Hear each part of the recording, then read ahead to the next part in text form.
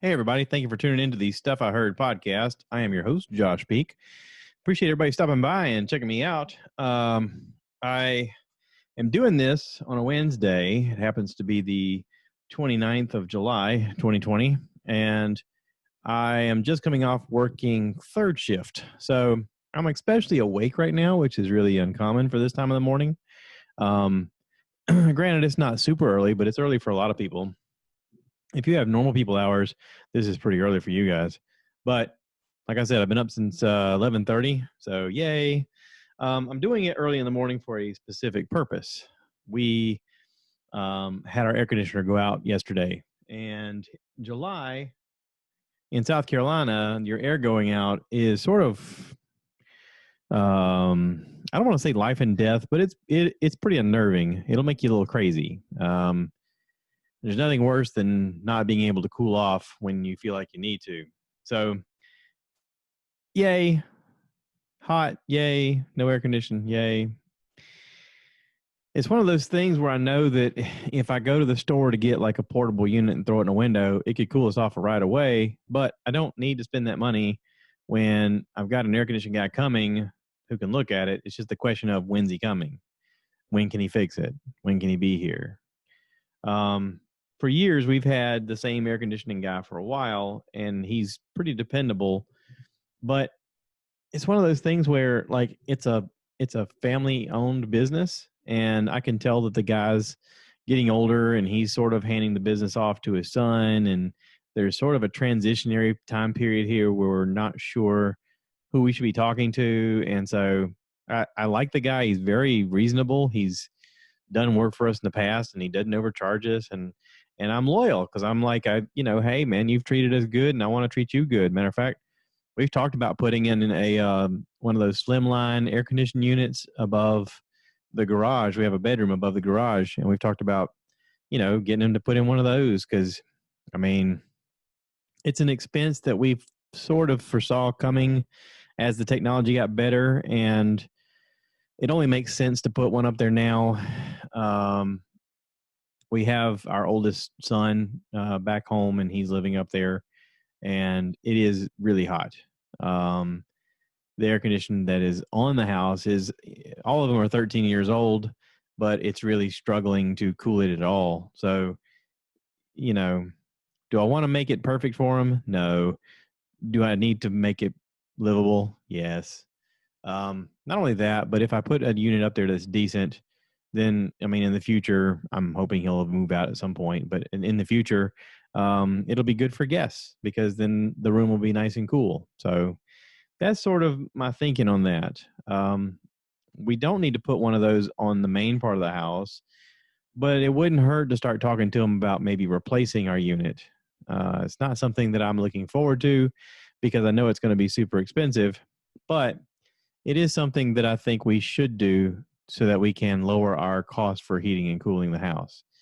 Like I said, our unit is 13 years old. It's not as efficient as it used to be. It's starting to give us more and more trouble. It's probably the smart move to just go ahead and upgrade. And I'm not sure if my wife is on board with that right now, especially with her being laid off from work, but it is something that we probably need to do moving forward. So at least maybe we can start the conversation with our guy. I'm hoping he shows up today and gets us up and running. But at the same time, I would like to sit down and talk to him and say, hey, what would it take to go ahead and replace these units? And again, I want to use the same guy. He's been very good to us, and I like to support the people who are supporting me. That's kind of what this whole community thing is about, right? You find good people and you talk about them and you share them and you say, hey, check out this guy. Of course, like I said, with this transition going on, I'm not sure if this is moving forward the way it should. And maybe it's because he's so reliable that his business has grown so much that people can't, or he just doesn't have the ability to grow like he hopes, or maybe he's just so busy because he's so reliable and honest, and I don't know. Anyway, if you're in the Florence area, his name is Dexter Lee. You can find him easily. Just ask anybody on Facebook. They'll share his information, or you can look him up online. Dexter Lee Air Conditioning. It's a really great job. So anyway, I do want to talk about stuff I heard because this is the Stuff I Heard podcast. I I had the opportunity last night to listen to a podcast while I was at work, which is unusual, but it just worked out because of what I was doing. I had a time period where there wasn't a lot going on, so I just hit play on my phone and listened. Joe Rogan on the Joe Rogan Experience recently had a podcast with Ben Shapiro, and I know the name Ben Shapiro, but I didn't really know who he was. It was a good podcast. It was a really good conversation. I think that from listening to what Ben Shapiro says about himself, he's Jewish, he's married, he has 3 kids. Um, I think they live in New York because he was saying that he's happy to get out of the house to get away from the kids because even though he loves them, they're sort of they make him crazy. Which listen, I can relate to. I had 3 kids. They made me crazy too. But especially when the kids are little, you know, they're full of energy and they want to play on daddy, and you know, his yeah. So I get it. Um, the guy apparently is very right winged, but also is very reasonable. Like he'll have conversations with people on different sides and kind of debate ideas. I think he's somehow affiliated with Jordan Peterson. I'm not exactly sure how. I know some of you that listens to Jordan Peterson or Ben Shapiro, you'll be like, "Oh, you don't know, man. You need to listen to da da da." Okay, well, I'm not gonna do all your homework. I'm sorry. I appreciate the fact that a lot of you listen to that kind of stuff, and that's great. And I have heard Jordan Peterson on Joe Rogan, and I thought he was an incredible speaker. It was a great conversation. Um, we need to have more of those conversations. That was the thing that I got from listening to this more than anything. And I shared it on Facebook. If you guys follow me on Facebook, you'll see where I shared it. It's a great conversation between 2 very level-headed guys who are like, listen, let's talk about it. What if it was up to us to determine what's going to happen next? What would we do to fix it? And you know, Joe is not necessarily an idea guy, but he's also an idea. He's sort of an idea person that you want to bounce ideas off of, because you can say, well, this is how I think about this, and he can sort of play devil's advocate and say, okay, but what about if we look at it this way? And because he interviews so many people from different backgrounds and has so many conversations with people from different backgrounds, he's able to formulate sort of a broader view than most people would have from one view or the other. And I really feel that if he wasn't talking to Ben Shapiro, if he was talking to someone who was completely on the other side of the issue, Joe probably would have argued the other way just to have a conversation. And that's important. You know, the answers aren't going to come from people who do nothing. And the answers aren't going to come from people who are one-sided. It's going to have to come from people who can look at things both ways and can communicate and have a conversation and debate the issue and say, I want to do what's right. This is what I think. Like the phrasing needs to be sort of the way to have a proper argument. Okay, so I read long ago that when you have an argument, it's important to argue about the argument, but never belittle one another, never talk down to one another, never pigeonhole a person and saying, you know, well, you're an idiot and blah blah blah blah blah. You know, you're changing the argument. You're deflecting from what the argument is. If you don't have a good position on your argument, then you need to do more homework, or you need to rethink what you think, because maybe there's a hole in what you think. Maybe there's a problem in what you think. So with that being said, a good conversation is started off by saying, well, I think the best way to handle this is this way. I could be wrong, but I think this is the plan of action we need to go towards. Now, obviously, when you're a leader, you're expected to say, you know, grand proclamations like, this is what's going to fix blah, blah, blah, blah, blah. And your idea may be full of crap, but you're expected to say that. So a lot of people do that. A lot of people have grandiose things that they say.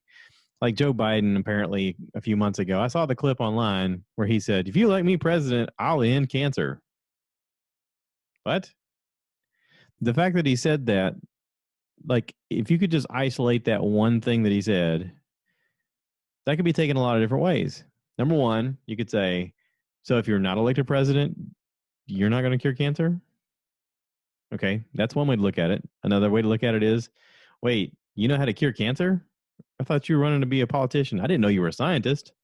That could be number 2. Number 3, he already has the cure for cancer because he knows people, but he's not going to release it unless he's voted in as president. That's number, 3, 4? I forget. I'm losing count. Another way to look at it is, I've got stock in a company that's going to have the cure for cancer. And if you elect me as president, I'm not going to say it because I privately own the company through an outside source, but I'm going to then release the cure because you guys voted for me. I made it happen. Cha-ching. That's another way to look at it.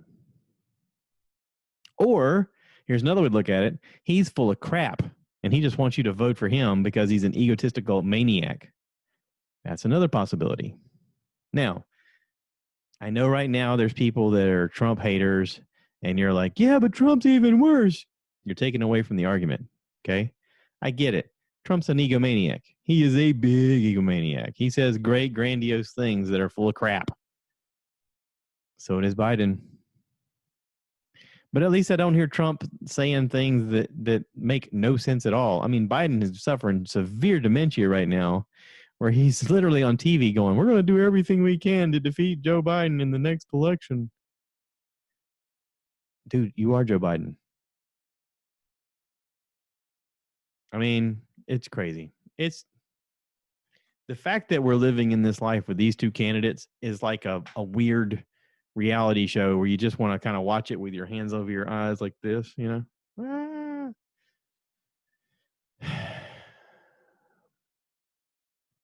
We need to have people like Jordan Peterson and Ben Shapiro and Joe Rogan and Killer Mike and Dave Chappelle. We need to have intelligent thinkers discussing what the right moves are. I'm not saying that Dave Chappelle and Joe Rogan are in the same class of thinkers as these other folks, but I mean, Killer Mike, if you've ever heard Killer Mike speak, he could end up being a politician. I mean, he could run for mayor right now and win Atlanta. He could run for governor of Georgia and probably win Georgia. The dude is a great speaker. He is, you want a people, of the people, for the people, by the people? He's that people guy. Now, I watched his show on Netflix that he had where he came up with Cripocola and Blood Pop, where it was sort of like, you know, take drug dealers and teach them how to sell a legitimate business, teach them how to make soda to compete with Coca-Cola and Pepsi. He's like, you guys are hustlers. You just need to learn to hustle a different thing. It's a great idea. I never tried the product, but I mean, hey, it's still a great idea. Killer Mike thinks about things a little bit differently. When the riots broke out, he went on TV saying, don't burn your city. This is where we live. This doesn't make any sense. You're hurting yourselves. This is what we can't recover from when you burn everything. Have him on the discussion. Have him be part of the change. We're going to get to a point where we stop looking into people's past as much and we start looking at who they are as a person and saying, I don't care what you did 20 years ago. You got a solution? All right, next man up. Let's do it. And it has to come to that. We're getting to that point with the TV shows we watch. We're starting to praise the bad guy in a lot of scenes. You know, Breaking Bad. The main character was a bad guy. In the beginning, he's a good guy, but he turns more and more bad as the show goes on. And we cheer for him because in a weird way, he's the main character because he's supposed to be our good guy. Is that what it's supposed to be? I don't know. I mean, Stan Lee came up with Iron Man just because he wanted to make a character who he thought everyone's going to hate this guy and I'm going to make him like him. It was a challenge. I want to see if I can make people like this guy. We see shows like that. There's movies all the time about somebody who had a shady past and they turned themselves around and they became a better person. And we root for that person at a certain point. Well, that becomes like a dialogue for ourselves. Christianity talks about being born again and how you can be born again and be a different person, be a better person. And we go, good. You're such a better person than you were then. We reward people who are getting better, but yet we hold them back in certain ways from saying you can't move forward in life. We got to stop this duality. We got to change this a little bit. Now, granted, there are some things that I don't think you can come back from. You harm a child, you know, sorry, you're out of the discussion. You whatever's wrong in your wiring of your brain, you don't get to play in the same sandbox. But I mean, you have a nonviolent offense in the past, or something minor, some minor infraction, I think people are willing to overlook it. Everyone loves a comeback story, right? I mean, people are cheering on Mike Tyson right now. He bit Evander Holyfield's ear off. And we're like, we love you. Okay. Listen, I like Mike Tyson. He's amazing. I wasn't happy when he bit Evander's ear off. And now they're friends. Like, he apologized to him, and now they're really close friends. I've heard them on interviews talk about it. We love the redemption story. We love people getting better. Listen, if one of these two candidates were to snap out of things and go, hey, listen, this is all an act. I was just pretending to be this way, blah, blah, blah. This is not what I really think. What if Trump came out and said, I just acted crazy so that North Korea wouldn't keep, ramping up their nuclear arms thing. I thought if I was the crazy one, they'd be like, oh, this guy's really crazy. I'm not messing with that. What if it was an act? That'd be pretty funny. Or pretty ballsy. I mean, sort of makes me think about, watching Scarface when I was younger, where he's like, look at me. I'm the bad guy. You people need me to be the bad guy so that you can sit there and you can eat your dinner and you can look across the restaurant and you can point at me and say, look at him. That's the bad guy. And he goes, that's right. I am the bad guy. And I look good. And he's like popping his collar. He's like, I look good. I'm the bad guy. What if Trump came out and said, you guys needed me to be the bad guy, so I became the bad guy? God, it's so interesting to think about, but also, like, I don't think he's that guy. I don't think he's so introspective that he could do that. But wouldn't it be cool? Wouldn't it be cool if everyone got sick and tired of both of them and we voted somebody else? Not Kanye. Kanye's worse. Even Kim's come out and said, listen, he suffers bipolar disease. Just be kind to him. Like, it's bad when your wife's on TV going, he's a little crazy. He's a little bit crazy. But listen, I love him. He my boo. We got babies. Then they got babies. I mean, they got kids together. So good for her for sticking by her man. Ride the crazy train, baby. I'm sure my wife sometimes feels like she's hopped on the crazy trains once in a while. It is what it is. Did I mention my air conditioning's out? Yeah, I mentioned my air conditioning's out. If you hear anything in the background kind of buzzing, it's because I got the ceiling fan on just to add a little bit of comfort in here. Anyway, blah, blah, blah, blah, blah. Back to the Joe Rogan interview, okay, with Ben Shapiro. They talk about a lot of subjects that are pretty touchy. They give generalizations that they don't intend. They clarify things. If you're listening to it and you get a little frustrated, keep listening because they describe things more and they go into more depth. I know that a lot of people, especially my mom, doesn't care to listen to them because every now and then Joe curses. But guess what? You used to too. So move past it, okay? I get it. You're born again, blah, blah, blah. I won't tell the people at church that you curse or that you used to curse, but it's okay. It's all right. We need to move past the language and get to the conversation. Okay? I think that's the main thing. Not for my mom. My mom's fine. She's better than fine. She's great. I posted a picture on Instagram of a piece of art that I saw at Myrtle Beach. It's a painting, and it's got women that are walking in the rain. If you guys are on YouTube, I'll show a picture of it right now. See that? You can look at it if you're not on the YouTube right now. You can look at it on Instagram under my name, JTATPEEK, JTatPeek. And it's just like it depicts women in like their business attire.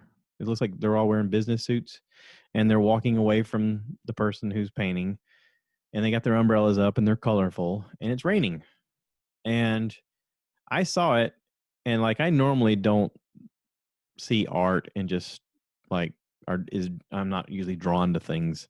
I mean, every once in a while I'll just stop in my tracks and go, "Ooh, pretty." This thing I stopped and looked at for a really long time. And the first thought that I had was, for some reason, this picture reminds me of my mother. It reminds me of my mom. Because, here's the because of what it means. Okay, so there's a couple things I got from this picture. First of all, the women are dressed nice, they're going to the workforce, and it's raining. And they just put up their umbrellas and they walk forward. To me, the rain is struggle. The rain is all of the things that are against you. The rain is responsibilities and kids and education and pressures from work and pressures from home and all of the expectations that life has for you and all of the things that are against you and all of the things that are going to hammer upon you, including sometimes rain. But you put up your umbrella and you move forward because that's what struggle is about. And when you come out the other side of it, you're better for it. And that's my mom. That's the lesson that I got growing up, Mom. That's the lesson that I learned. And that picture to me should be titled Mom. It's not. But if I had it, I'd title it Mom. So there. Take that. I don't even know who I'm saying take that to. you guys are probably listening right now going, no one cares, dude. Okay, fine. It is what it is, okay? So I'm looking forward to watching some stuff on TV coming up. The Boys season 2 comes out soon, I think on the 31st, on Amazon Prime. The first season was fantastic. I'm looking forward to the second season. If you don't know what The Boys is superheroes that are super flawed. Okay, just because you're a superhero doesn't mean you're necessarily a hero, or because you have powers doesn't mean you're necessarily a hero. But you can wear the costume and you can wave at the crowd, but really you're really messed up. And someone took the idea of that premise and made a show out of it, and it's really awesome because it's stuff I would have done if I were writing a story like that, which I have ballparked ideas like that. So it made me really happy when they came out with a show like that, and it's done well. But I'm doing something I thought I wouldn't do. My brother is a big fan of the show The Office, and The Office is on Netflix. And I tried to watch The Office, and it is hard to watch the first season. The first season's only 6 episodes. It was on regular TV. It was like, with commercials, it was supposed to be a 30-minute show. Of course, without commercials, it's only like 22, 23 minutes. So you can get through episodes pretty quickly. I'll be honest, the first season is horrible. It's awful. The first 6 episodes, it's like pulling teeth for me to get through the first 6 episodes because it's so uncomfortable. The main character, the office manager guy, played by Steve Carell, reminds me a lot of a former boss that I had. And as the show has progressed, I'm watching, I think I'm in season 2 now. There's a bunch of episodes in the later seasons. There's like 28 or 30 something episodes per season. But as I'm moving forward, you can see all of the characters evolving more. There's more storyline that's evolving. The main character, Michael, is even more and more egotistical and just like a former boss that I had. If I ever worked with any of you at Budweiser back in the day, you'll know exactly who I'm talking about. You're going to be like, I know that guy. That guy, yes, he is so that guy.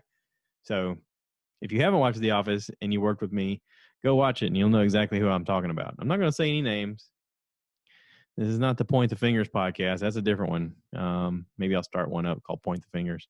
This is the stuff I heard. So there you go. Stuff I heard. For what it's worth, that's my 2 cents worth. But yeah, there's a love interest tied into the show, or more than one, but there's one in particular that's very reminiscent of the Friends, Ross and Rachel type scenario. they're cute together. There's obviously tension in between the two of them. There's a problem because she's engaged to someone else. So far, season 2 is very interesting, and at times funny. I haven't laughed like I thought I would because my brother is a big fan. He is a super fan of the show. And maybe it's generational. Maybe it's made for younger folks. I don't know.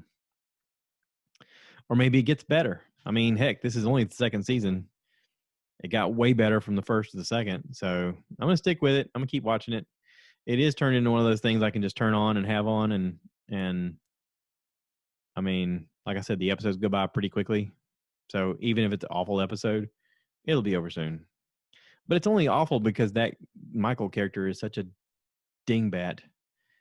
There's other words I want to use, but I'm not going to use them because I know my mom's listening. But yeah, he reminds me of a former employer. I'm not going to tell you who. Anyway, I'm having an inside joke with myself right now. I also listened to a podcast, Timesuck, with Dan Cummins. I listened to one on the 1977 Girl Scout murders. That was terrifying. It wasn't as bad as some of the serial killer ones that he's done, but it was a lot about the court case and a lot about the investigation and stuff like that. Not so much about the brutality of what happened, which was nice. I mean, I'll be honest, because some of the stuff has got really detailed information about stuff that's happened, and it's been pretty hard to listen to. This was more about how they were trying to prove this guy had done it, and I don't know. It's interesting. But now I'm listening to the Timesuck episode where he's talking about mental health, and he's describing a lot of different mental health issues, and it's funny because he makes jokes along the way. He is a stand-up comedian, so he makes fun along the way and makes jokes, and it makes it a lot more lighthearted. So yeah, it's an easy listen. I'm enjoying it. I'm finding out a lot of information too, because he's got knowledge based in, stuff in there. He's got researchers that are helping him get all the information, and talks really fast. So if you want something really fast talking to keep you awake, that's the one to listen to. So anywho, I'm going to wrap this up because I am hot, and I can't believe I'm going to say this, but I feel like I need to walk outside to cool off. In July, I need to walk outside to cool off in South Carolina. There's something wrong with what all that is about. Not happy about it. But anywho, fingers crossed, Dexter Lee shows up today and we can get our air conditioning up and going. So thank you to everybody who listens. Thank you to everybody who subscribed. Thank you to everybody who's shared this podcast with your friends and family. Thank you for sticking in with me. I am continuing to work to make this better, and I hope I am. I hope you guys are enjoying it. Yeah. So thank you. Go check out my dad's YouTube channel, R Peak, on YouTube. He is having fun tinkering and playing around with the rat rod, and he's got the in-laws up there visiting right now, and I've seen some photos, so there's going to be videos following. Should be good stuff. Check out Big Daddy 1992 on YouTube as well. He's been doing a lot of fun stuff up there. Mike is rebuilding, I guess he's rebuilding this cool hot rod car. So yeah. Lots of fun stuff out there. The Tim Tracker on YouTube, he is trying to go to the parks, to Disney and to Universal, and still wear a mask, and still he's trying to report what he sees and what's going on and what the regulations are. But I tell you what, if you had a drinking game where every time he said social distance and you had to take a drink, you'd be dead by, I don't know, 5 minutes into the video. Yeah, it's pretty bad. That's why we canceled our Disney plans. So there we go. Thanks again for everybody who listens. Love you. Appreciate it. Say hi to your mom and y'all. And as always, cue the cow. to give me more likes. Give me